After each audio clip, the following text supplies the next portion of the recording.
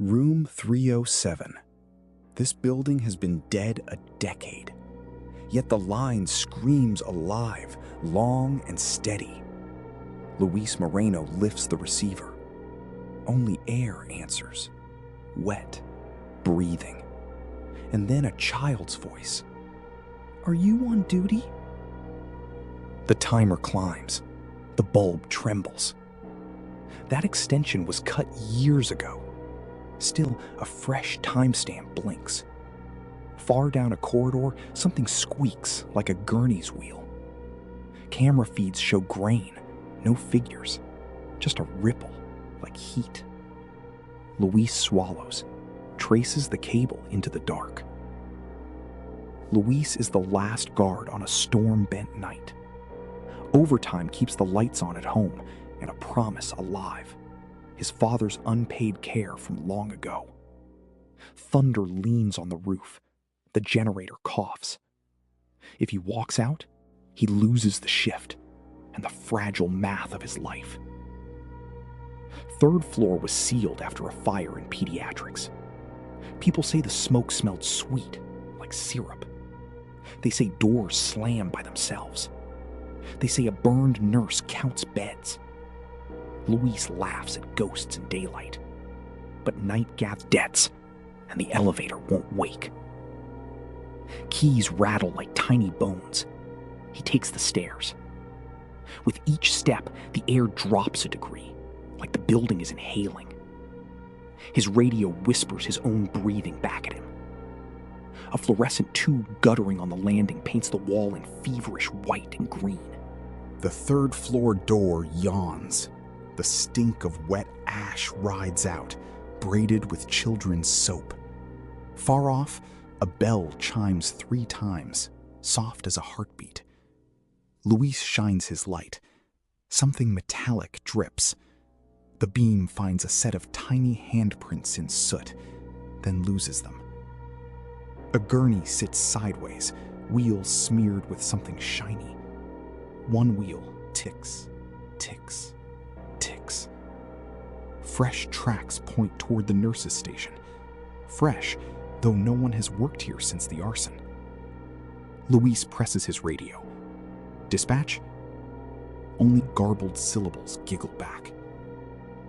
At the station, a beige handset lies off hook, rocking gently. A single line lamp pulses for 307. He replaces it. It rings at once, piercing, urgent. He lets it scream. The ringing doesn't echo. It lands inside his skull like a nail. Room 307 waits beneath a warped nameplate. Isolation. The chain on its handle lies neatly coiled, as if someone unwound it moments ago.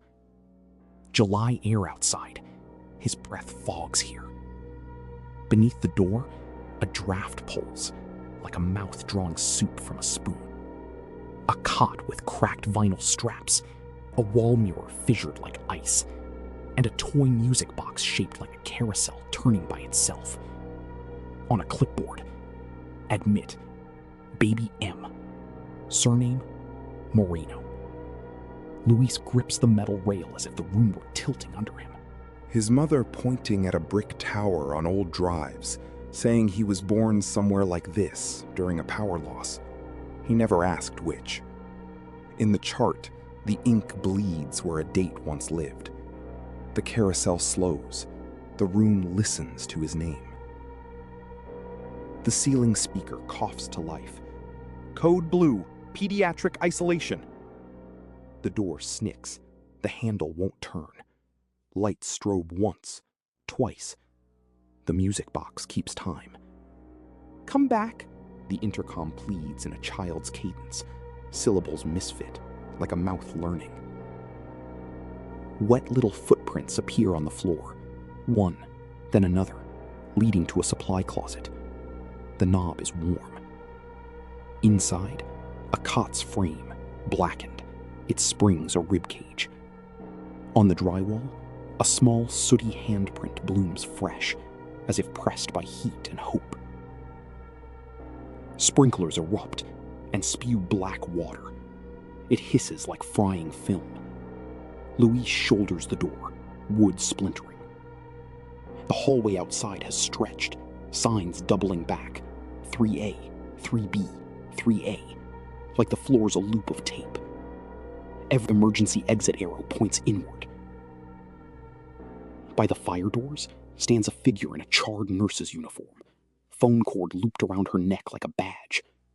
Her eyes are wells packed with ash. She raises a handset that isn't there a moment before. "Sign discharge," she rasps, voice full of pages turning. Luis steadies his breath. "No," he says, voice shaking. "I'm not a ghost on your floor." He wraps the cord in his fists and yanks. Alarms bellow. Heat washes over him and becomes the past. Hallways full of flame. A baby screaming somewhere he knows. Himself. "I was discharged," he gasps. "I lived." He steps through her, dragging that phantom line toward the stairwell, pulling past exit signs that finally point out. The cords snap like dead vines. Silence eats the alarms. Water stills. The floor is suddenly clean. Morning paleness seeps through broken windows. The desk phone is mute. In his pocket, a discharge sheet stamped with today's date, and a tiny plastic wristband with his newborn name. As he drives away, the building shrinks in the mirror, until one ring threads the air.